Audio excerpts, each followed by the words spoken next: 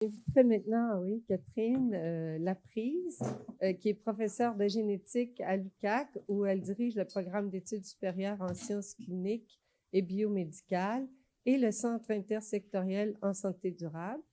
Elle est membre du comité scientifique du réseau en santé respiratoire du Québec, dont elle co-dirige le regroupement Environnement, génétique et cancer. Elle est aussi titulaire de la chaire de recherche en santé du Canada sur l'environnement et la génétique des troubles respiratoires et de l'allergie. Ses travaux sur la génétique de l'asthme, incluant la construction d'un échantillon familial originaire du Saguenay-Lac-Saint-Jean et l'identification de déterminants génétiques et de variations épigénétiques pour ce trait complexe, lui ont valu la reconnaissance de ses pairs au Québec, au Canada et à l'étranger. Alors, je te laisse la parole. Merci. Est-ce que vous m'entendez bien? Merci beaucoup. Merci aux organisateurs. Merci à Denise, à Joséanne.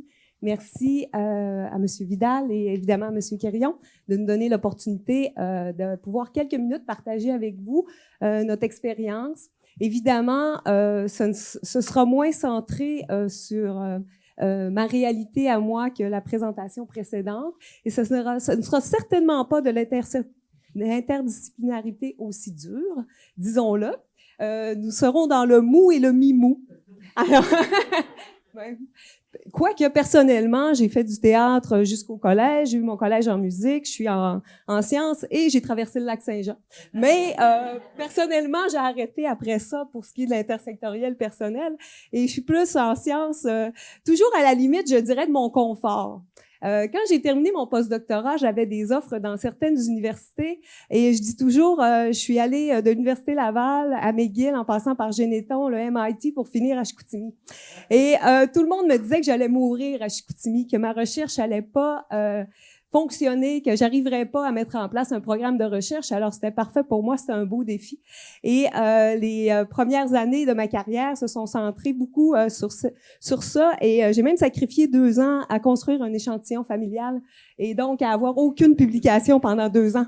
Et tout le monde me disait, pauvre toi, si tu réussis après ça, là, mais ça a été un bon pari parce que, en fait, je surfe sur ces familles-là depuis 20 ans maintenant.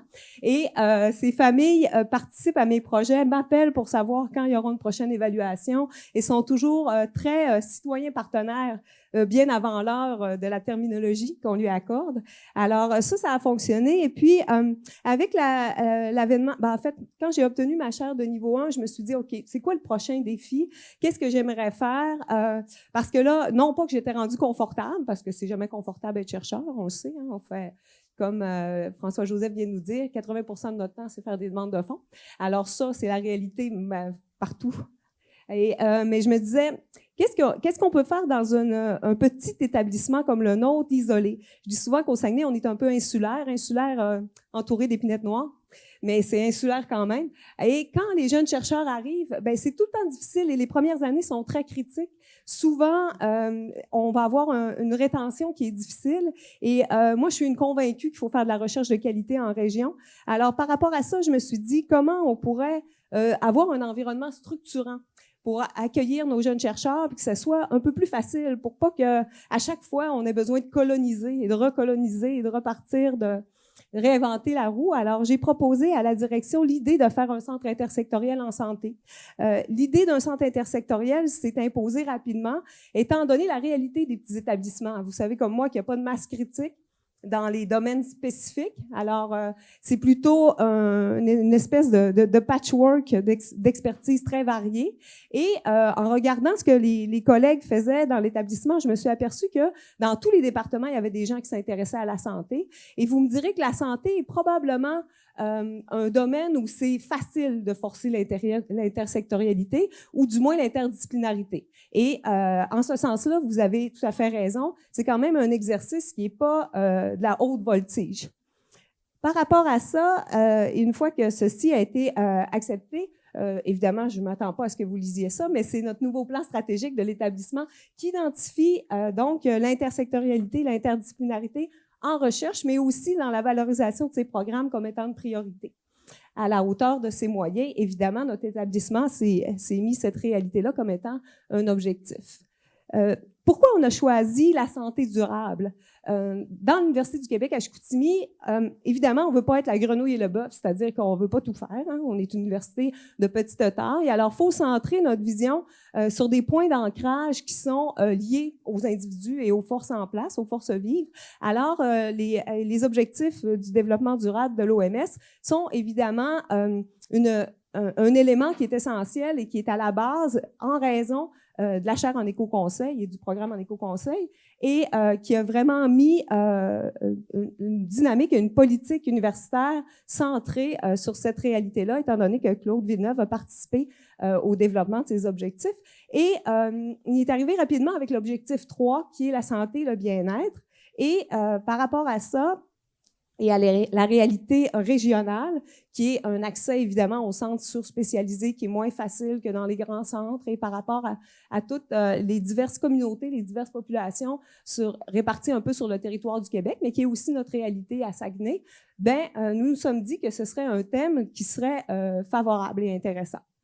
Évidemment, lorsqu'on parle de santé durable, on amène la santé aux limites des surspécialités, de ce que nous sommes habitués en sciences et aux IRSC. Hein? Alors, en ça, on se met en danger aussi parce que là, on ne rentre plus dans santé métabolique, santé respiratoire. Là, on arrive dans un domaine où on veut utiliser toutes les sciences, allant des sciences sociales, en passant par les mathématiques, informatiques et même par l'art, et jusque, évidemment, aux sciences fondamentales et au domaine classique de la clinique, mais en considérant le milieu, en considérant l'individu dans ses besoins, en considérant le citoyen partenaire presque au même titre que le chercheur, dans le sens où nous avons une perception de ce qu'est la santé, mais l'individu lui-même en a une. Il a sa définition, il a ses aspirations, ses valeurs, ses besoins. Et là, on amène des termes comme holistique, qui sont des termes qui sèment la frayeur au sein des chercheurs en santé pure et dure et qui disent « Oh, là, on s'en va dans le mou, là. C'est pas très rigoureux, votre affaire. Qu'est-ce que vous voulez faire avec ça? » Donc, ça devient très difficile et ça appelle un peu les éléments au niveau de l'évaluation de la qualité scientifique que François-Joseph a abordé, où là, on se retrouve dans une zone un peu grise, en terrain glissant, mais c'est vraiment ce que veut faire la santé durable, donc considérer les facteurs modulables, les facteurs non modulables, en ayant l'individu au cœur de ses préoccupations à toutes les étapes de sa vie, avec une sensibilité pour les populations en situation de vulnérabilité, puis aussi avec un regard pour les générations futures. Alors, laisser des ressources, et vous savez comme moi qu'en ce moment, c'est un enjeu dans nos populations, un enjeu qui est criant. Alors, nous avons défini ce qu'était la santé durable pour nous à partir de la définition de l'OMS et à partir du travail aussi que nous avons fait au cours de la dernière année, à la fois à l'Université du Québec à Chicoutimi, mais aussi en réseau au sein des efforts et du travail que nous faisons dans ce sens-là pour établir donc des centres ou plutôt maintenant un réseau en santé durable, intersectoriel, ou la santé durable et la trame de fond. Alors ici, je ne passerai pas beaucoup de temps, mais simplement pour vous présenter qu'il y a quand même 3 professeurs d'arts et lettres qui sont dans le centre intersectoriel en santé durable. Ces professeurs travaillent sur différentes réalités, soit avec des patients en douleur chronique et la représentation pour ces patients-là, en fait, l'expression de leur douleur sous différentes formes d'art. Et il y a aussi un professeur qui travaille sur la représentation de la femme ou encore de l'homme dans la société au travers des séries télévisées, des films, et comment on représente ça, même dans nos écrits de population, pour vous donner 2 exemples. Et évidemment, il y a des gens aussi en mathématiques et informatique, pour l'intelligence artificielle, qui s'intéressent beaucoup à l'environnement ambiant et la possibilité de maintenir les gens à domicile le plus longtemps possible avec différents outils qu'ils vont développer.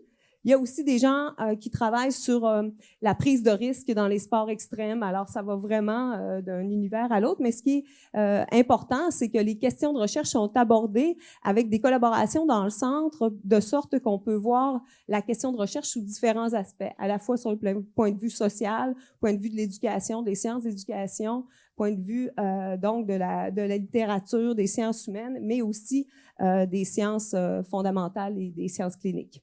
Il y a dans le centre plusieurs partenaires aussi dans la région. Alors, dans la région, étant donné que nous avons le programme délocalisé de médecine de l'Université de Sherbrooke, il y a des chercheurs de Sherbrooke qui sont dans le centre et également des chercheurs des collèges. Alors ici, brièvement, vous dire que pour commencer, on a défini des thématiques quand même et des enjeux. Les thématiques ont été définies par les forces vives en place et elles sont en mouvance, c'est-à-dire qu'elles sont là pour le premier plan stratégique, mais elles ne sont pas coulées dans le béton pour toujours et à jamais, bien que la génétique est une force établie par les chercheurs au Saguenay depuis les années 80. Alors, le premier étant Gérard Bouchard, qui s'est intéressé avec les pédiatres à cette problématique particulière de structure génétique au Saguenay.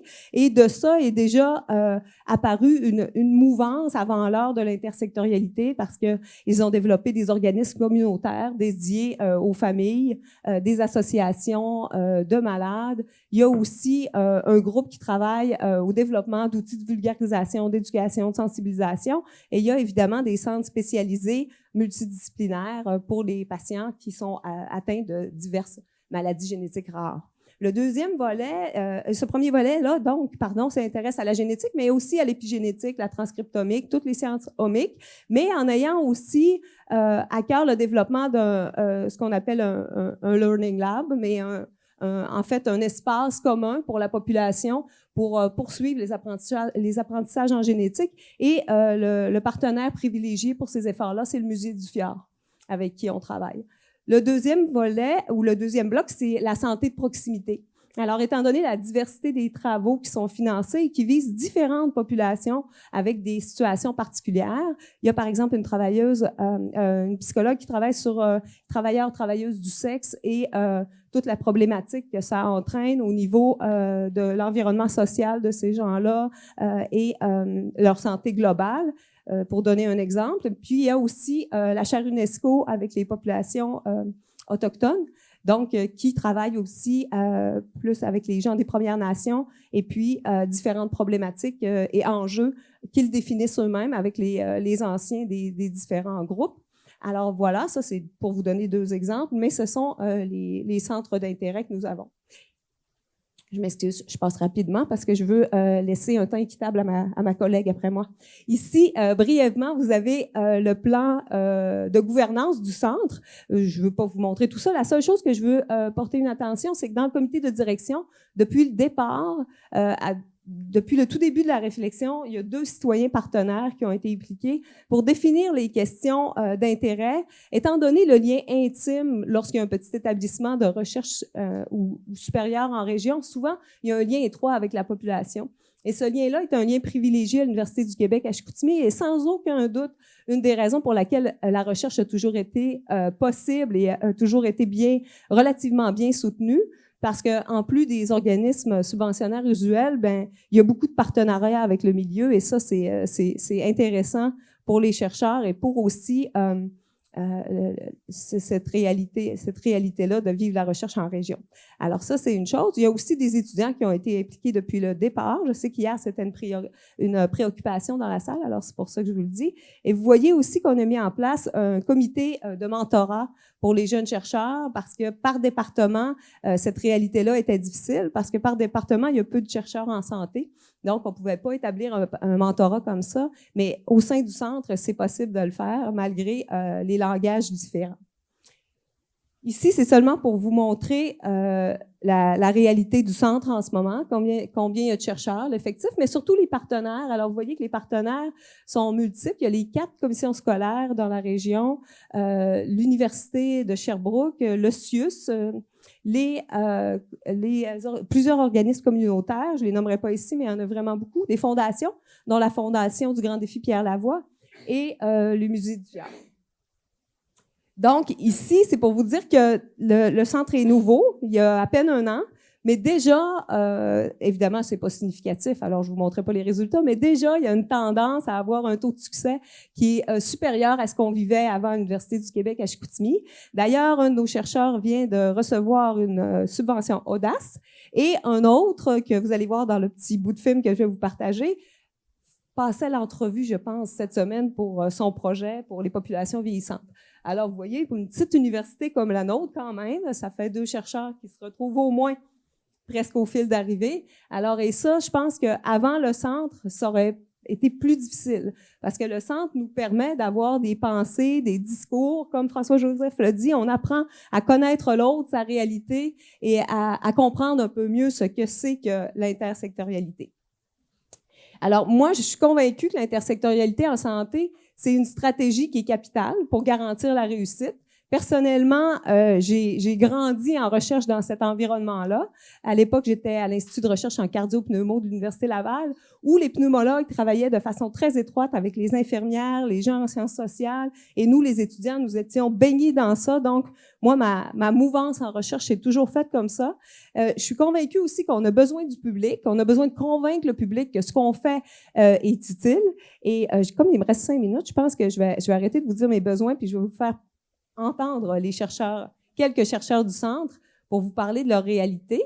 Et puis, de toute façon, le sud de ma présentation a été dit par François-Joseph, c'était les misères et les... Puis c'est pareil partout, que ce soit mou ou dur. On est habitué, comme chercheur, de travailler souvent dans nos disciplines spécifiques, dans nos expertises. Puis quand on essaie de croiser ces disciplines-là, on va parler d'interdisciplinarité. Puis quand on parle d'intersectorialité, on va aller plus loin que ça. Les secteurs, en fait, au Québec, la science est organisée dans 3 secteurs. Le secteur de la santé, le secteur nature et technologie, puis le secteur société-culture. C'est les sciences humaines et les sciences sociales.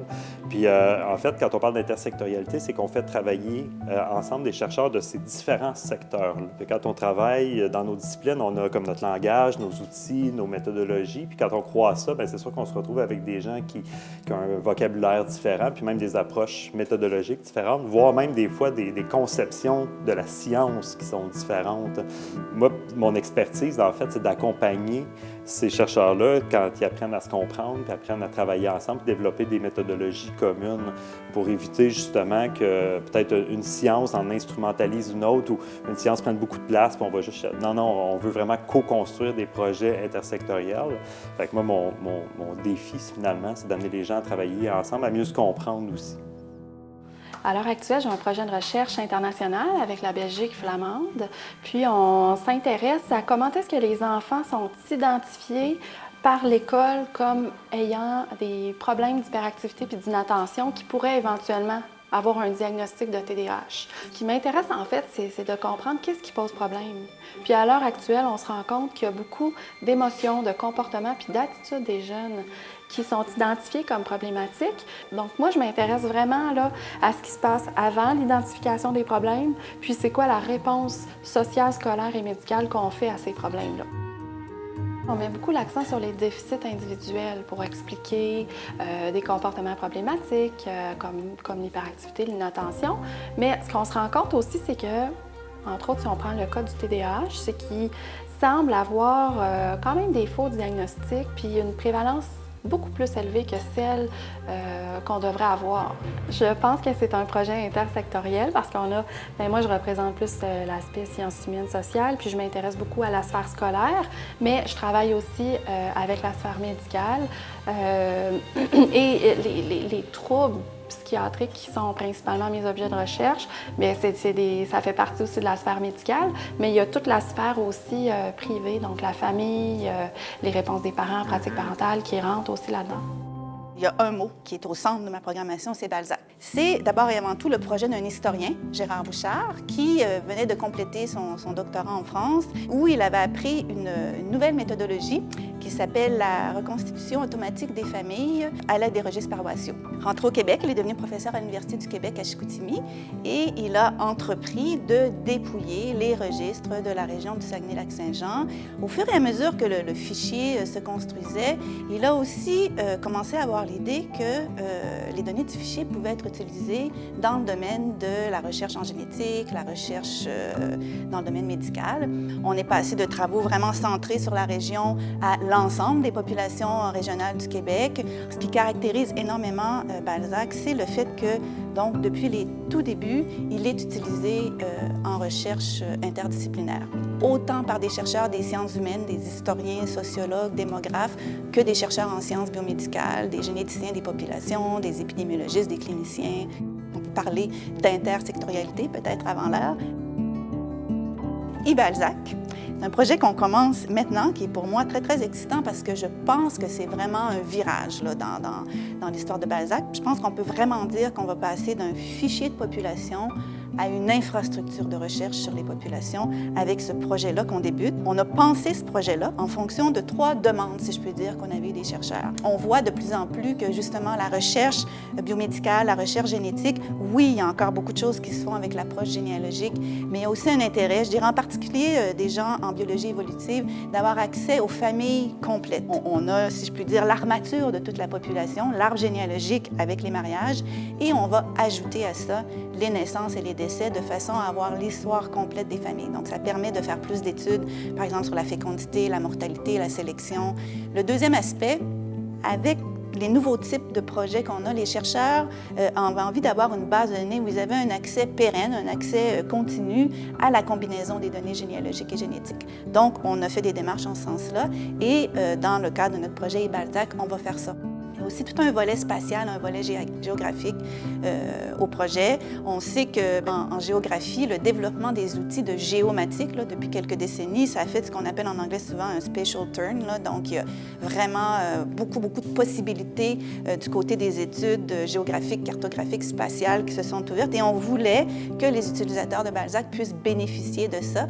Donc, on travaille aussi avec des collaborateurs géographes pour développer tout un volet géographique au projet. Mais on pense vraiment, encore une fois, qu'on franchit une nouvelle étape là, dans la qualité puis la quantité des outils qu'on va pouvoir offrir pour la recherche en santé ici à l'UQAC, mais Balzac est utilisé par des chercheurs du Québec, du Canada et aussi à l'international. Je vais arrêter ici pour laisser la chance à ma collègue, mais seulement vous dire aussi qu'il y a un autre volet de IBALZAC qui est ajouté en collaboration avec un chercheur de l'UQTR et qui va porter sur les traces d'ADN un peu partout. Fait que ça aussi, c'est un intérêt, un lien où on pousse un peu plus loin le fichier de population qui, à l'origine, était les actes de décès et de mariage. Alors voilà, c'était pour vous donner un petit topo de ce qu'on peut faire en intersectorialité dans un petit établissement en recherche. Et un jour, on parlera de comment on fait maintenant dans les programmes, ce qui semblait simple hier en écoutant nos dirigeants, mais qui n'est pas si simple sur le terrain. Bonjour. Merci.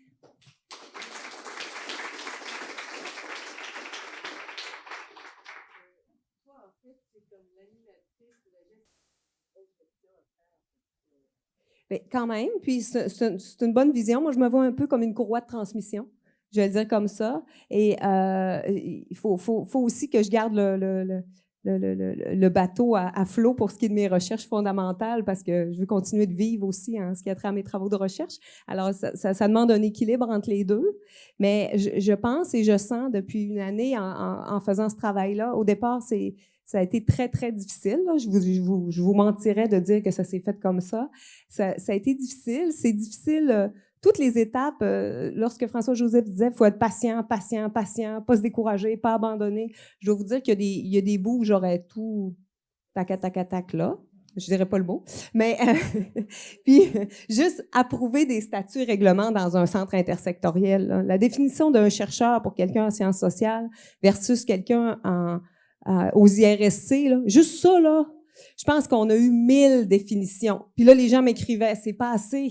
On va passer pour des poches. Ça, c'est trop. Vous êtes trop élitiste. Ça fonctionne pas. Fait que, oui, c'est un travail. Puis c'est le langage. Je pense que l'image que François-Joseph nous a présentée où il faut être capable de comprendre plusieurs langages. Puis ça a été un peu la même image qu'on a utilisée en génétique dans les années 90 quand on a commencé. On disait, le génome humain, c'est un peu comme si on trouvait le langage d'une population qui a disparu puis qu'on essaie de le comprendre.